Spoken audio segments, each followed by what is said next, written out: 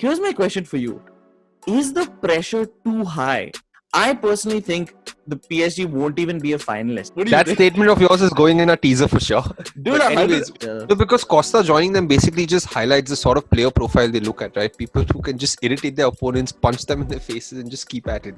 Barcelona is just not what Barcelona used to be. It's Group F, baby.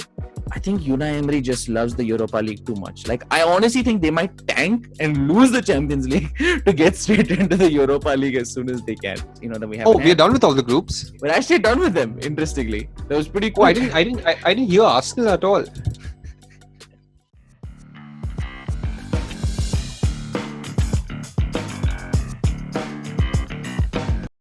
Hi, everyone, and welcome back to another episode of All About Sports, the podcast. Before we get into this week's episode, a quick reminder of last week's episode.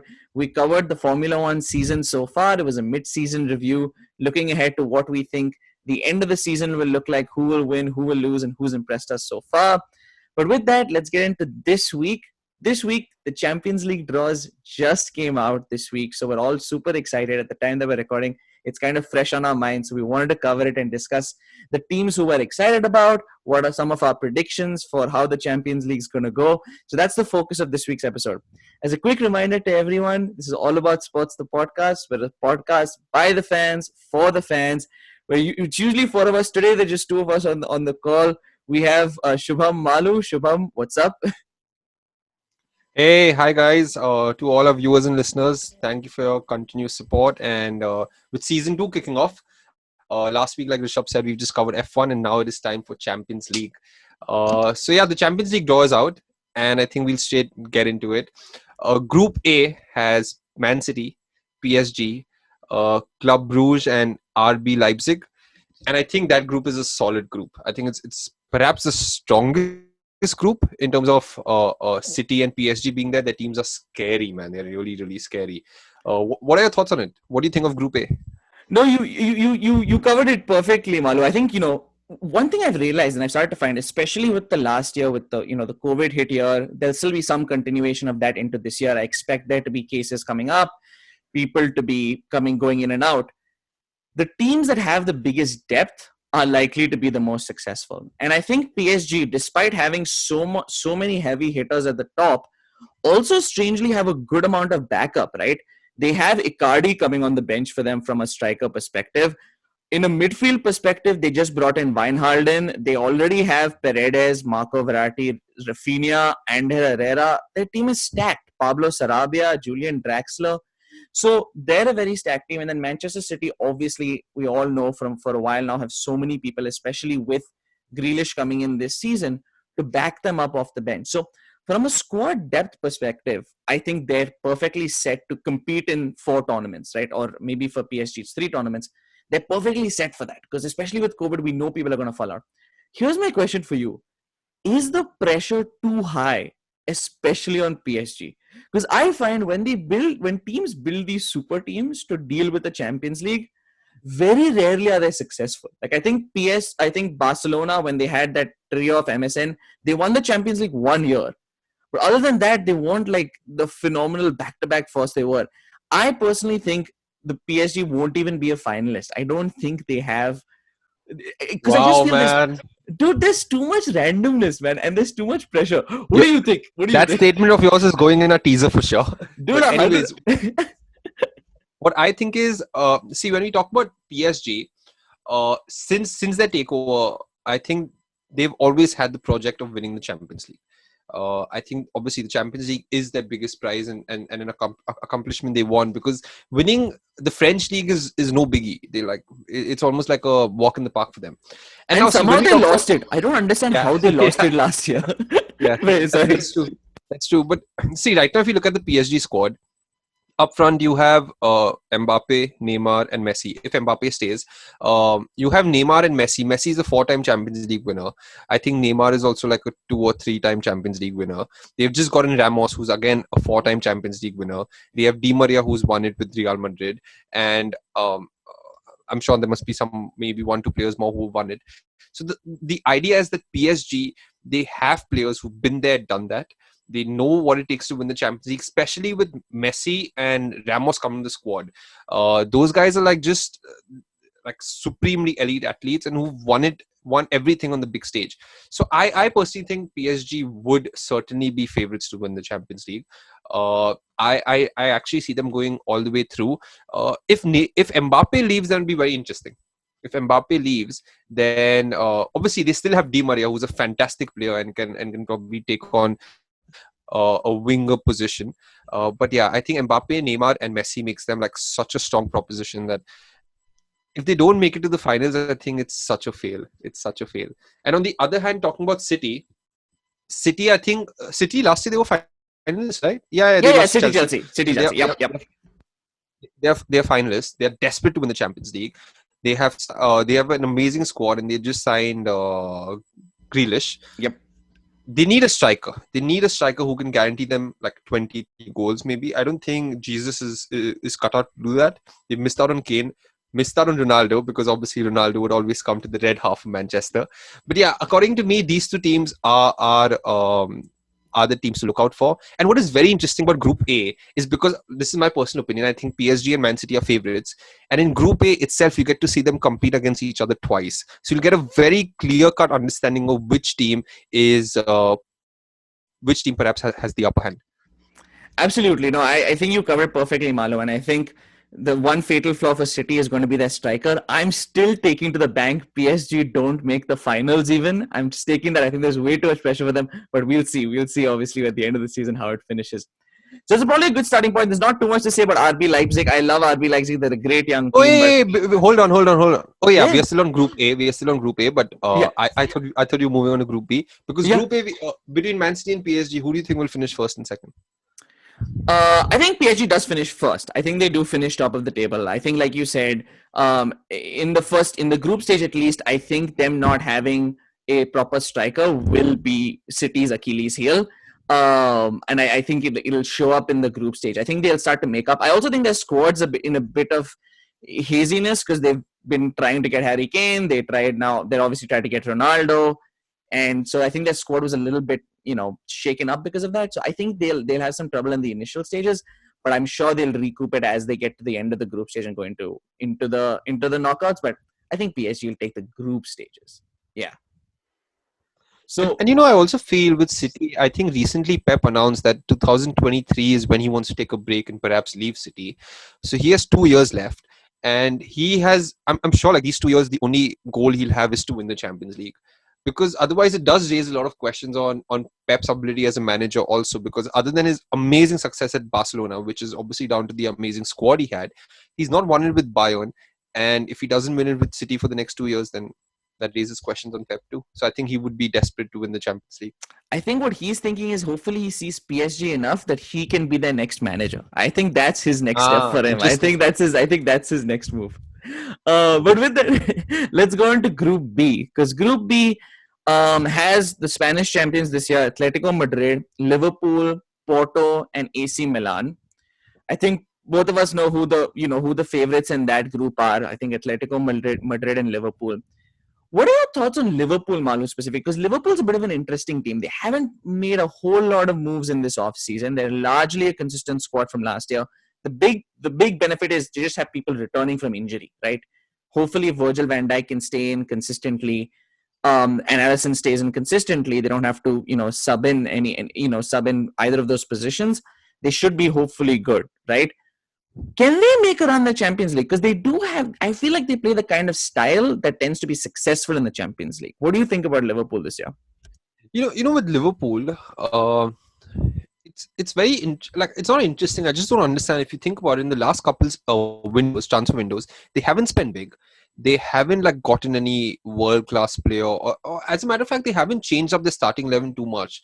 Their front three remain the front three, and like you said, because last season they had Van Dijk and Gomez, I think they were out on season-long injuries. Now they are back, so the defense looks strong. But I just feel Liverpool, in terms of squad depth, especially comparing to English clubs, you take City, you take Chelsea, you take United also, as a matter of fact, this season. I don't think they have that much squad depth. So to compete for the Champions League and Premier League, I think it'll be too tough for them. You make a good point, because I also think, when you look at that, you make a good point. It's interesting. They remind me a lot of Arsenal from a few years ago. every season at the start of the transfer season, they look like they're super interested in people. Last year, I remember they were very keen on Werner. I remember right as we were getting into the end of the season, there was some talks with Mbappe possibly being interested in the move here, and eventually like completely fall through, and there's nowhere close to them getting any of these people. So you're right, very quiet in the transfer window, and I think like you said, they just don't have the depth. If any one of this, they need every one of those players. If Van Dijk or one of the front three go down, maybe Jota can sub in to some extent, but they need their full squad. I think if they keep their full squad, they can be solid, but they do rely a bit on that. No, also in terms of Liverpool, the way Liverpool play under Klopp, it's super high intensity. So to have those 11 players, or maybe like say 13, 14 players to play high intensity 38 games in the league, and on top of that you add Champions League, and also keep in mind, because of COVID and the World Cup coming up and players have just played Euros, there are too many fixtures in a congested span of just 12 months or 15 months. I think players will get tired. I just don't think they would have the legs and the stamina to last at that level, competing against squads that have much better squad depth. No, I think so. That I completely agree, and it hits back to the point of like PSG City, where like deep squads tend to be the most successful in these tight, fast turnaround seasons. I did have a quick question on Atletico, because Atletico is a very confusing team to me. I love to see them win because they're such an underdog in Spain. I always am excited for them because, you know, I love Diego Simeone. He's such a passionate guy. And what he's done with this team to compete in the La Liga, win the La Liga this season, and he's won it once before. He's been a Champions League finalist twice. They're always a solid team. I hate watching them play though because they're always so dirty. They make so many tactical fouls. They're a slow team to watch. But a couple of key things they were able to keep as of now. Saul is still playing with them. There were big talks of him potentially moving to Barcelona, but as of now he's still playing for Atletico. What do you think of this team? Are you excited for them? Suarez, of course, still playing for them. Any aspirations? Because they have reached the Champions League final twice, and I would argue weren't the second best team both times. Is there any potential for them to kind of outshine their opponents? So with Atletico, see, to be honest, I haven't followed much of the transfer activity. But I feel, at least like just talking about the group stage, not talking about the latter half of the tournament, talking about the group stage, I think I actually see them even finishing first, finishing right on top of the group. Because like you mentioned, the way they play, it's very, very defensive. And if you remember, there was Atletico versus Liverpool, I think a couple seasons back in the Champions League, when they did a massive turnaround at Anfield. So I do feel, with Simeone being a fantastic manager, and these guys are like their squad is, they are just so rugged in nature, and they will stick it in, and they will keep on running and fighting, and it can get dirty. I think what's his name, man? Chelsea striker who was an Atletico Madrid striker as well. I Oh, think he joined them back. No, Morata's now at Juve. Morata's now at Juve. Is it Morata? No, another one. Oh, Diego Diego Costa. Costa. I think Costa has joined them again, right? So he had. I don't think he's on the squad anymore, though. He was at one point. I don't think he's on the squad anymore. Let me see who he plays for now. I don't know if he's still. No, because Costa joining them basically just highlights the sort of player profile they look at, right? People who can just irritate their opponents, punch them in their faces, and just keep at it. So yeah. In terms of Atletico, very interesting, but they are going to be tough opponents to beat. And I do personally think that they would probably finish top of the group, followed by Liverpool. But let's not rule out Milan. Milan were pretty good last year in the Italian league. So I think Milan will also be tough competition. But yeah, according to me, it's Atletico and Liverpool. That's true. Milan actually, Milan, have been improving consistently year over year. So hopefully they can. I think in Milan, there's been a sort of a resurgence, of both the clubs, Inter and AC. Especially last year, both of them started playing well. Inter won the league. They broke, I think, Juventus's 11-year consecutive league record by finally winning the league. But again, Inter, they have lost Lukaku. So they have lost a striker who gave them, I think, 25-30 goals last season. Mm-hmm. But yeah, overall speaking, I think AC Milan will be a tough team. It's not going to be that easy anymore.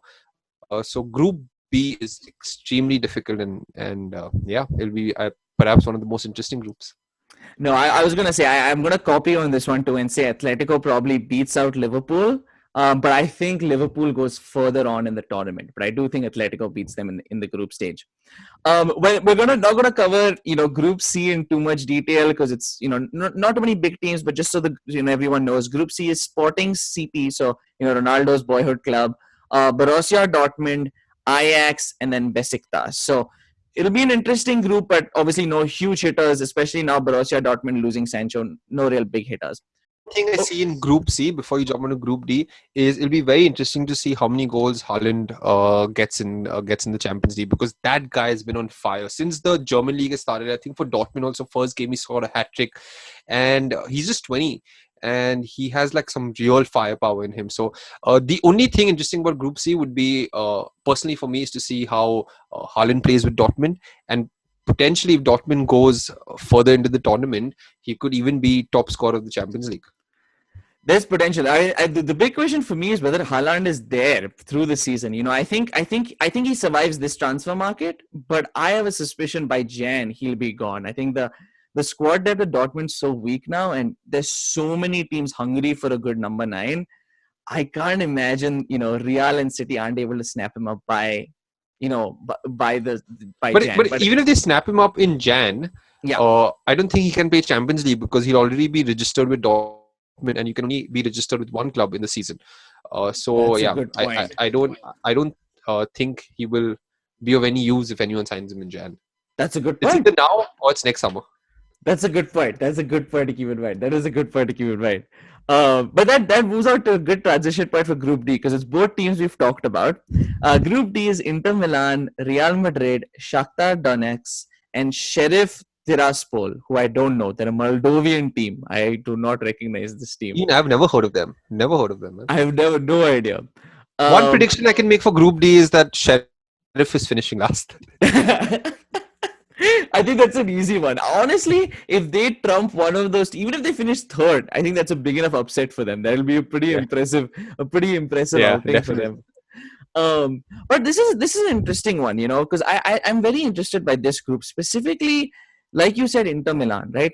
Inter Milan, incredible job to win the Serie A, obviously, breaking Juve's dominance. But since then have lost two huge pieces, namely Lukaku and their coach, right? Conte is no longer the coach. So yes. They're an interesting team, but they obviously have some fatal flaws, right? I think they're still the best team in this group. But how good do you think they are this season, Inter? Can they really make much noise when it gets to the knockout stage?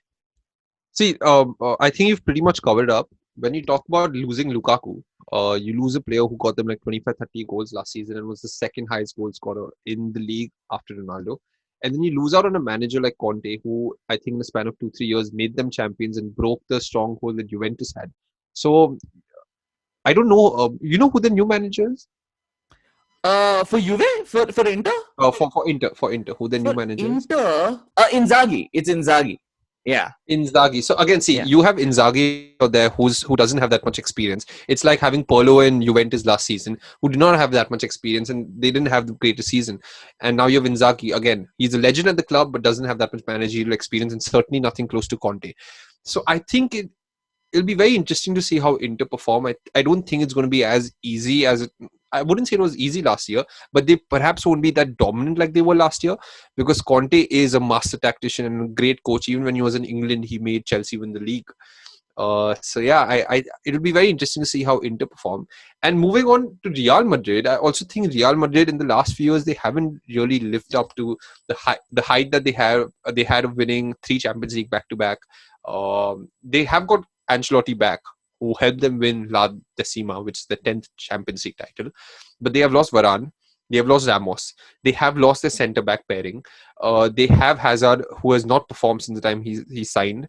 They have Bale, who's come back to them after being on loan at Tottenham. I don't really know if he is required out there, if what his situation is there. But let's see. Maybe under Ancelotti, he'll perform again. So Real Madrid are also not the squad that they used to be. So I think this group would be very interesting. And I actually can't make up my mind who would top the group. What do you have to say?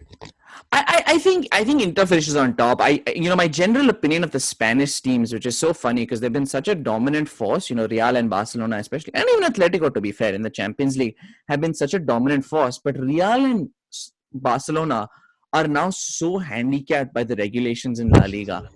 The regulations in La Liga have been so stringent, and I understand where it comes from, but it's not really feasible for them to manage their squads anymore because they've managed to such high budgets in the last 3 years. And especially for Barcelona, the way it's dropped, the amount that they can spend has dropped almost 8 times from what they could 2 seasons back. So the problem is just that Real and Barcelona don't have finances to kind of manage their teams to the squad they have.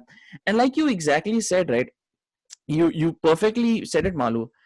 The people who are playing for them now are people who have not are big names but haven't performed recently. Hazard, Gareth Bale, even Gareth Bale's stint at Tottenham, while he did score a few goals, especially towards the end, was not necessarily jaw-dropping. And he's currently starting now. Obviously, once people start to come back and get recuperated from the Euros, maybe Gareth Bale moves back to the bench. But it isn't a particularly awe-inspiring squad, right? David Alaba is a great addition from Bayern, and that's probably going to help them, shore up their defense a little bit. But it does seem like a slightly flawed squad. So I definitely look at Inter, even though they've lost Lukaku. I still see them as being a solid team. Lautaro Martinez, who was rumored to leave Inter, has still stayed on. So far, it's obviously 2 games in the Serie A, so can't really judge much from that. They've looked pretty solid, though, Inter. So I think they hold on to the number one spot. I think Real's going to be disappointing. I don't expect them to make it I too just much further. I just feel one thing that could become very interesting for Real is if they actually end up signing Mbappe. I believe they've already put in 2 bids for Mbappe, and the last bid being, I think, 170 million euros or something like that. Mm-hmm. If they get Mbappe in, then Real Madrid have a strong attack, at least a strong Yeah. attack, because Mm-hmm. Benzema has been firing on all cylinders for the longest time, even when Ronaldo was there and post Ronaldo.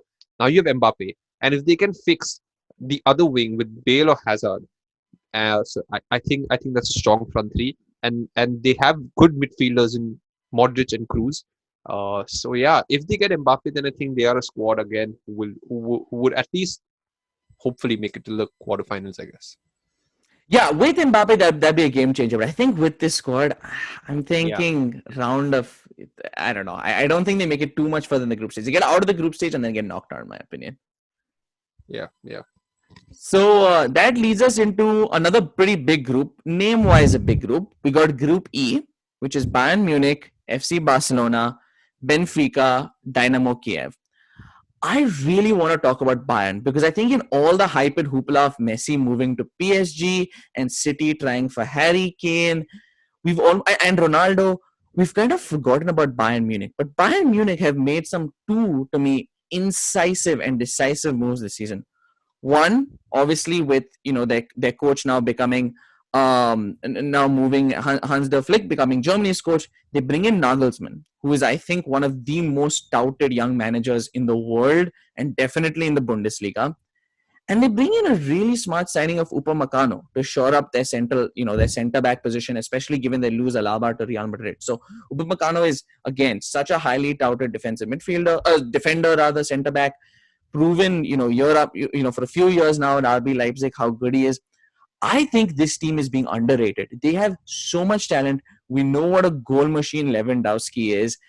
Why is this team being slept on? And is that a mistake? Like, to me, they are the top one. I think they're top 1, 2, 3 in the Champions League this season.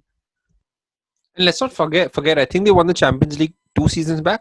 Last year was Chelsea, and I think the season before that was Bayern. Correct. And yeah, they have Lewandowski, who has been one of the best number nines in the world in the last couple of years.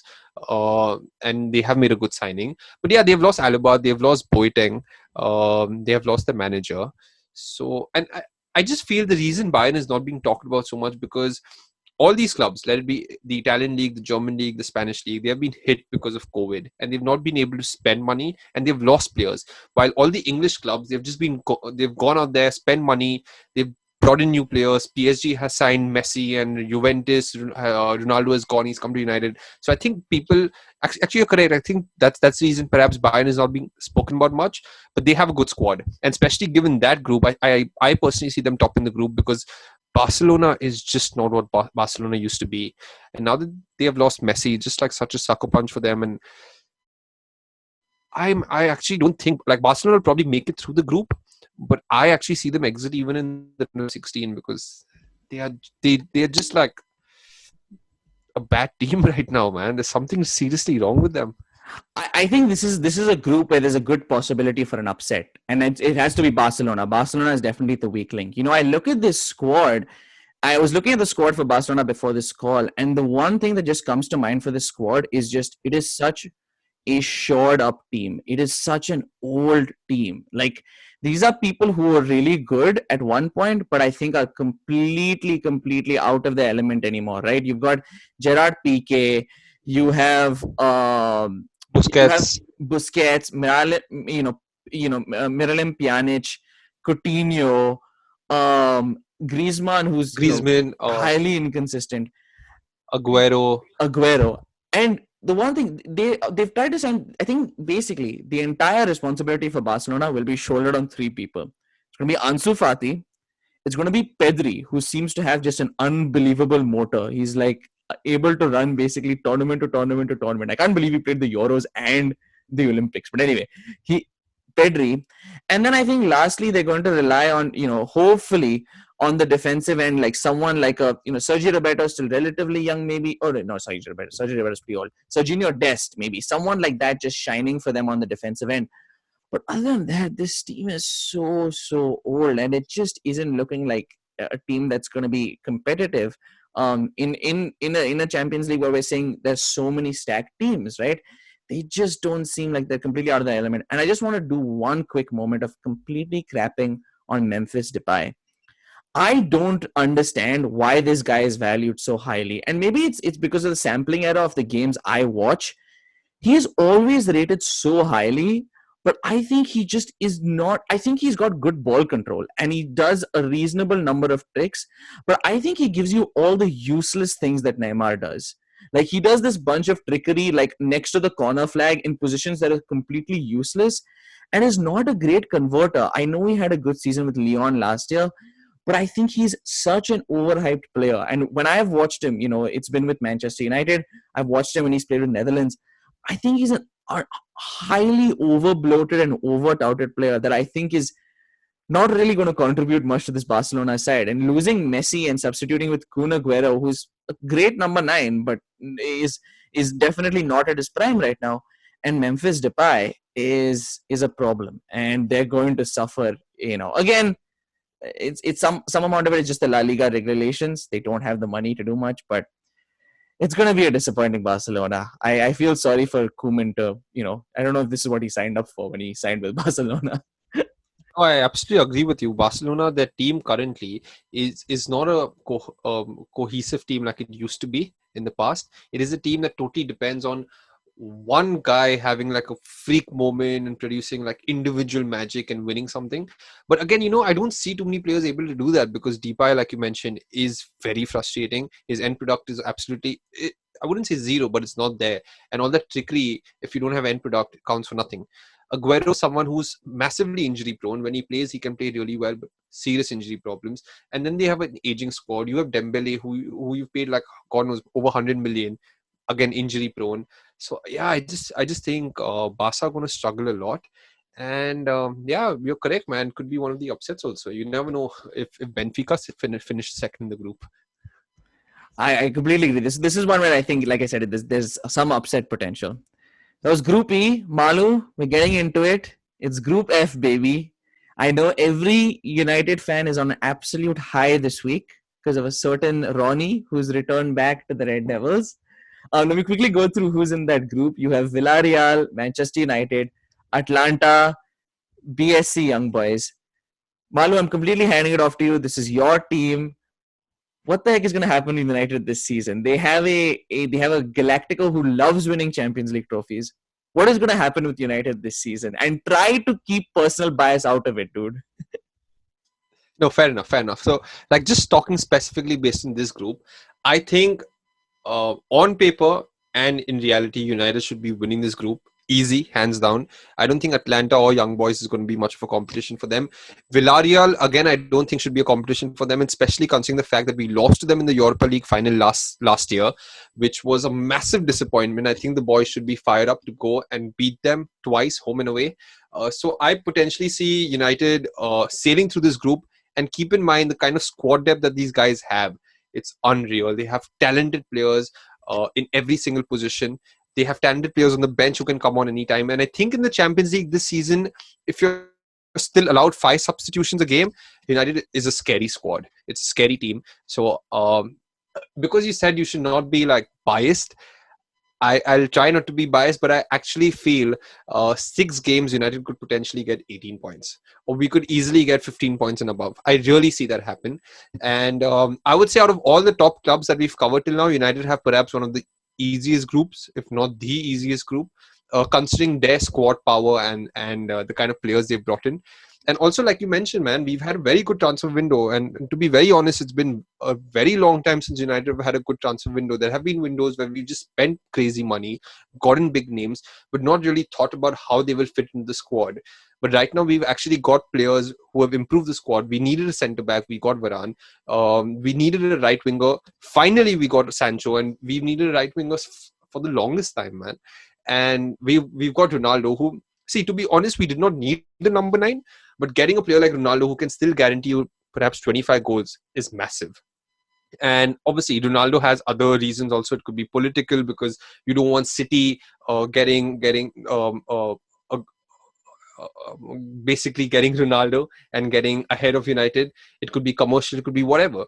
So I think United have a fantastic squad, and we should be topping this group, and we should actually be going far in the Champions League this season.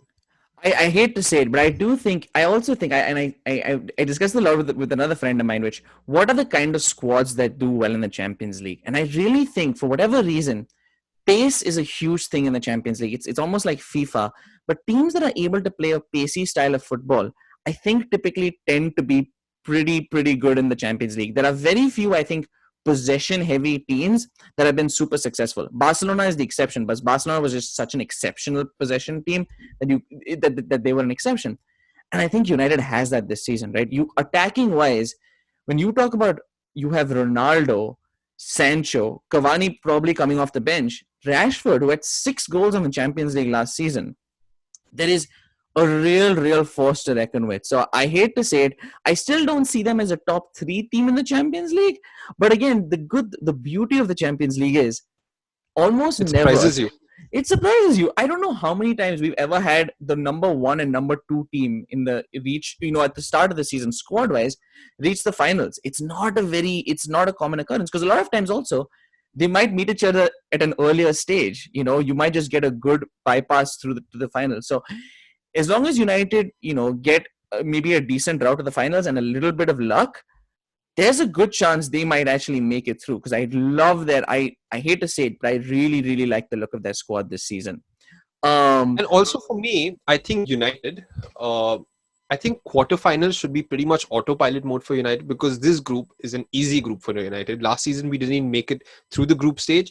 But this year we have an easy group, so we should make it. And in the round of 16, the only teams who could like really be a problem for United, according to me, is Chelsea and Man City and PSG. So in the round of 16, you can't face Chelsea, Man City, or as a matter of fact, even Liverpool, because you can't face teams from your country. So I think till quarterfinals should not be a problem for United, unless in the round of 16 we get PSG, then that'll be a tough game. But till the quarterfinals, I think it should be smooth for United. After that is when the competition would really start for United. And the best thing is that we have experienced players who won the Champions League multiple times, and such a good squad depth that hopefully this season United perform well in the Champions League.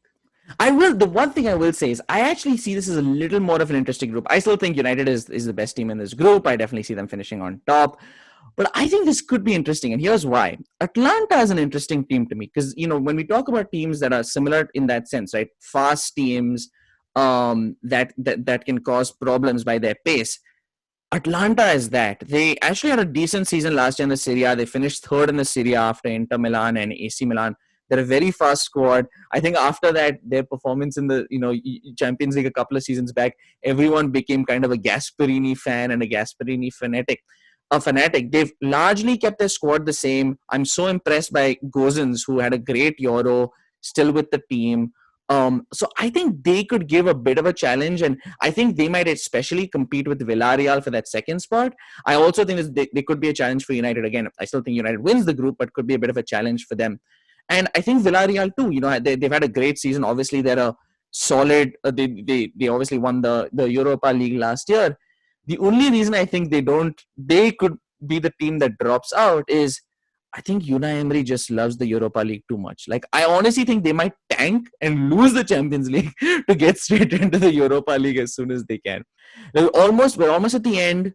Group G is not too much to talk about, so I won't go too much in this group. It's got Lille, Sevilla, RB Salzburg, and Wolfsburg. Interesting, there might be some teams that go far, surprising teams that go far, but not too much to talk about in terms of big names in this group. So I'll shuttle over to Group H. Surprised to say it, but Champions League winners Chelsea, Juventus, Zenit St. Petersburg, and Malmo FF. Seems like an easy answer. Can Chelsea repeat? Oh no, I don't think Chelsea will repeat. See, Chelsea's season last year, when it started off, they were just miserable. They spent £250 million, but obviously Lampard didn't have that much experience and they just couldn't do much. Then they get in a new manager, and after the next 6 months of the season is fantastic to an extent when they go to win the Champions League against City, who were considered to be favourites. And again, in fact, as a matter of fact, was it yesterday? Yeah, I think it was yesterday when Chelsea played Liverpool. They went down to 10 men and still managed to finish 1-1. So Chelsea have a very good squad. They will definitely make it far in the Champions League. I see them topping this group. I do not think Juventus is going to be too much of a problem for them or the other teams. So Chelsea first, Juventus second, and I personally feel Chelsea would at least make it to the semis. I see Chelsea making it to the semis. Yeah. They have a very good squad. They have a manager who's just won the Champions League last season. They have a young squad, and like you just mentioned, they have a squad that is fast too. So yeah, I think Chelsea is a team to look out for. But for them to win the Champions League, I don't see that happening. I personally have a strong feeling it's either going to be PSG or City. I think so. And I think, with that team, there's a little bit of an inexperience factor, right? I think there's a little bit of that. There's so many young, great talent. You're obviously talking about, Kai Havertz, you have Werner, you have Lukaku. But there's a little bit of inexperience with going very far in the Champions League. Barring last year, of course, where they won it. Of course, fantastic performance, and a lot of those players were consistent. There's still a young squad. And I think young squads, you can win it twice in a row, but I think it's pretty darn challenging being crowned champions again. I am a little bit interested in Juventus, and here's why I say that. I think they're a little bit like Bayern Munich, where because they haven't made any massive moves, and obviously they lost Ronaldo, they're almost being touted as being out of it. But I think they can make more noise than people are expecting, and here's why. Defensively, we know they have that Italian backbone, right? Bonucci and Chiellini, obviously old, but still very solid, as they proved in the Euros this year. Matthias de Ligt is I feel, come into his own, especially last season. He's coming back into form. I think he's a solid defensive player for midfield. So from a defensive perspective, they're still one of the best teams, barring the goalkeeper, Szczesny. I'm an Arsenal fan. I know how Szczesny is. But centre back wise, they're one of the most solid defensive teams. They'll have fast wing backs with like Cuadrado and Sandro, who will move along the wings pretty quickly. And then in the midfield, I think they have an interesting team. Again, a very solidly Italian, but you have Chiesa, who had a great Euros, who I'm becoming a bigger and bigger fan of each day that I watch him. Make a cool signing of Locatelli, who had, a decent Euros, was coming off the bench, but had a couple of games where he scored a solid couple of goals. Weston McKennie and Adrian Rabiot, who are both young midfielders coming through in the team. So I think they can make some noise. Obviously up front, they're going to rely a lot on Dybala, and Ronaldo is going to be missed because he is such a heavy goal scorer. So up front is where their biggest weaknesses are. But I think they actually, like Bayern Munich, are a solid squad that's being kind of not talked about too much because they haven't been that much in the transfer news and the transfer rumors. So they could be interesting to me. I think they could be a semi-finalist, in my opinion. Okay, that'll be interesting. My only problem with Juventus is like you mentioned, they have a strong defense and they have a strong midfield. and Italian teams generally are defensive in nature. But I do not even see them as a counter-attacking team. I don't see any of the strikers being super fast like some of the other teams. So for Juventus to counter-attack, I think it's going to be difficult. I don't see them as too much of a possession-based team. They also don't have a target man anymore like Ronaldo, where you just float in crosses or you play like quick one-twos with him or you give him a chance. So I really feel Juventus would struggle, and I think with Allegri coming back in, Juventus shipping out Ronaldo, cutting down their wage bill, I think this is a start of a new project for them. So I think this Champions League could perhaps be one that they can just forget and start building on Champions League for 2 years down the line or something like that. That's true. I don't think any of these guys are capable of like the Superman headers that Ronaldo does. I mean, the number of times this man jumped, I don't know if you find this, Malu. I think he can jump higher now than he could when he was younger. Like, I think he's actually jumping higher than he was when he was like 5 years ago. It's unbelievable. Like, I feel like each team he goes to, he's jumping higher and higher. Like, some of those headers that he's reaching, like, not all scoring, but he's And reaching and, for and also Juventus. for Yeah, and also for Ronaldo in Juventus, I think he was one player who was consistently getting them goals in the Champions League, and he just didn't have the support of his team. If he had a better team around him, I think Juventus would have gone farther in every single Champions League over the last 3 years. But I don't think that's happened. And now that they've lost the person who was getting them the goals and not replaced him with anyone, I just think Juventus are perhaps going to struggle. No, it's a good point. I was actually looking up, like, especially last season, how many goals did he have in the in the Champions League? So he had 4 goals in the Champions League, and he had 29 goals in the Serie A. This man is just a goal scoring machine, man. I honestly had Yeah. like forgotten about him because I don't follow the Serie A as much as I follow even the La Liga, to be honest. But he has been scoring. So with that, Malu, I think we've covered all the groups. Those are the groups, that we Oh, haven't we are had. done with all the groups. We're actually done with them, interestingly. That was pretty Oh, quick. I didn't hear Arsenal at all.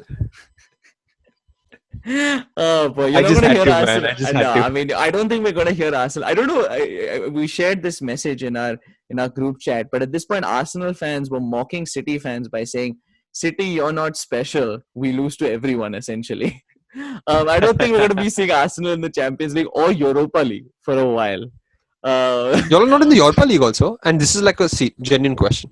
Genuinely not in the Europa League, not in the Conference League. UEFA is trying to bring in more tournaments to get us in. At this point, I'm changing my opinion on the Europa Super League. I'm starting to buy into the Europa Super League as a better option. No, so we're in nothing this year. So we are mostly just, well, I would say that's would give us the option to perform better in the Premier League since we have one But tournament to but but the focus way on. you guys have started and y'all just got thrashed by City 5-0 yesterday. Uh, Dude, I feel Arsenal are going to have a very, very difficult season.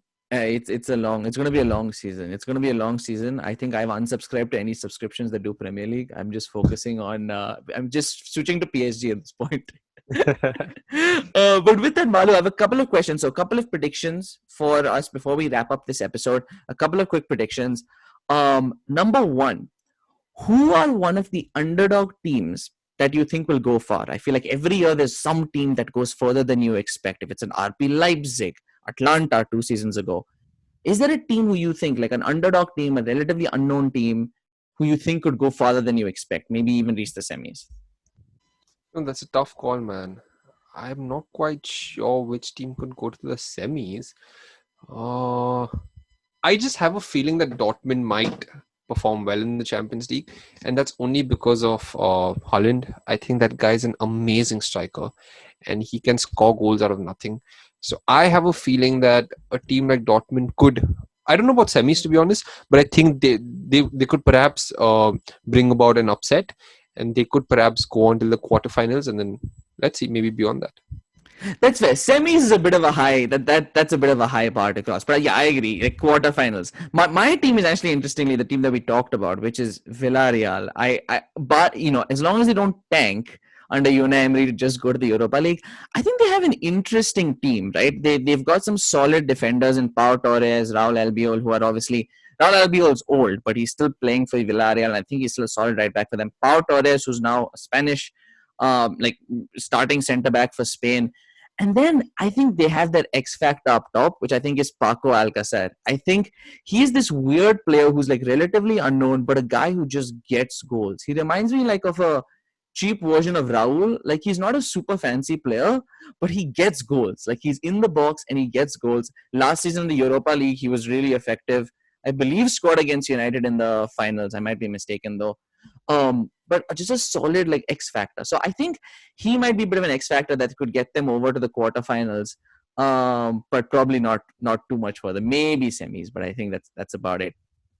So Malu, who now the flip side of that is who is a big team, a big name team that you think will get knocked out pretty early. Maybe even the group stage, or one of the earlier knockout stages.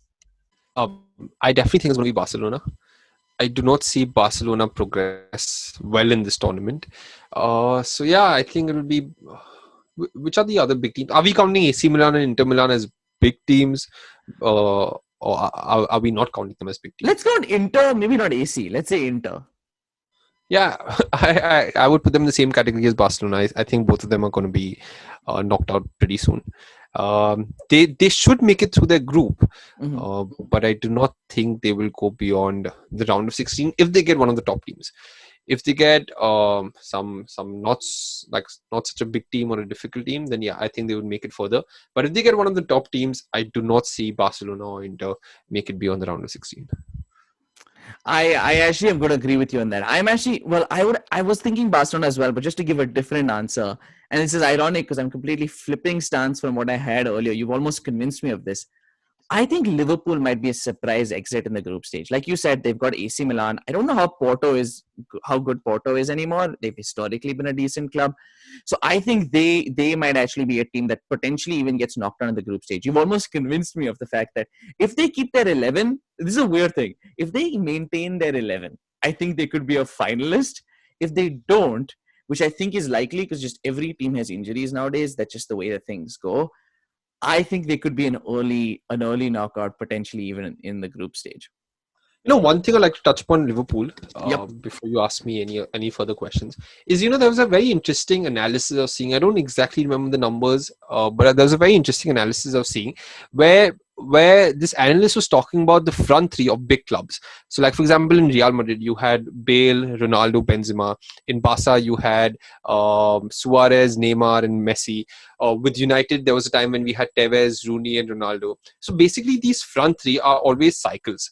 And they performed their absolute best for a period of max to max 3 years. And after that, the cycle needs to evolve. The cycle needs to change. For example, when it was United, we had Ronaldo, Tevez, and Rooney for a period of, I think, 2 years. And then Tevez and Ronaldo, both, we lost them in one transfer window.